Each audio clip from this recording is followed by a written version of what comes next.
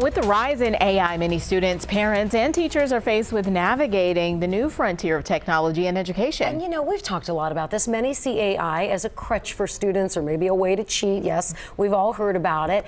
And they also want police to, know how it's used in schools. But a lot of other people say it can be this new tool that, if used properly, can usher in a new era of teaching. So joining us here on the couch this afternoon to talk about AI and writing is author and teacher Julie Bogart. Julie, thanks for being here. Thanks for having me. It's such a topical time too, or a timely time to talk about this because all the kids are heading back to school. You know, with texting and social media, you would think that writing would maybe be second nature, I think, for our students. So why do so many kids, I know my boys resist writing? I think the way that school approaches writing is evaluation and performance oriented. So they are trying to imagine the text living in the mind of the teacher instead of looking inside and valuing what they have to offer.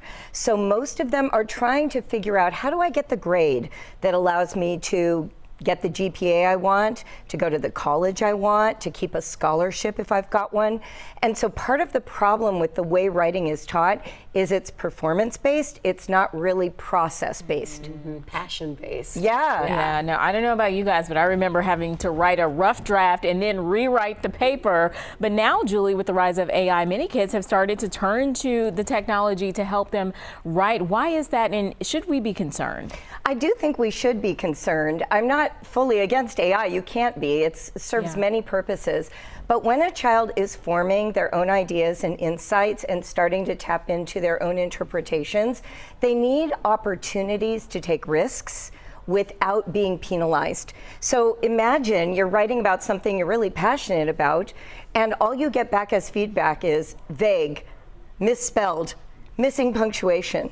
But what if the instructor really engaged with the material and was capable of noticing your insight, your good use of metaphor, the way that your personal experience informed your understanding of a historical moment? We need to shift education to focus on the uniqueness of the human, because that's our only antidote to AI. We've been talking about AI. So many people think that it is such a bad tool for writing development, but can it be used in the ways that you're talking about where it can be useful? Yeah, I think AI is useful sometimes for giving a model, for helping kids with spelling and punctuation, that editing at the end. But what I wish I saw more of is the generation of ideas in writing that were without a metric, where kids can take that risk and not be penalized for it. So what I've noticed when I've worked with students is that they actually want to be read. And unfortunately, a lot of teachers who are overburdened are relying on AI to grade student writing. So imagine the feeling, like, why would you put out this information if no one's going to care about what you're trying to communicate? What parents can do is be that first positive reader. And I wrote about that in my book, actually, like how you can actually be a source of positive reader feedback, not just performance feedback. Yeah, because as a former teacher's pet, I loved when my teacher thought my writing was good. I mean, 100%, right? Yes. Yeah. There is that feeling, right? Like, one of the things I recommend at home is listening for that moment when your child suddenly erupts in interesting speech. Jot it down while they're talking. Now, they'll wonder what you're doing, but just say to them, hey, honey, this is too good. I don't want to miss it. I'm going to write it down. I want to retain what you're talking to me about. Later that night at dinner, read it aloud to the family and value what they offered that was spoken and put it in writing.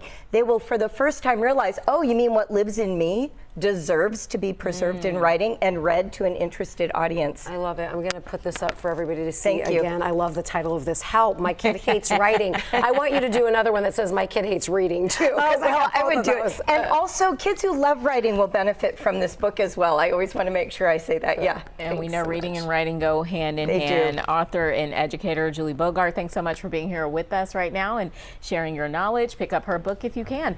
And right now,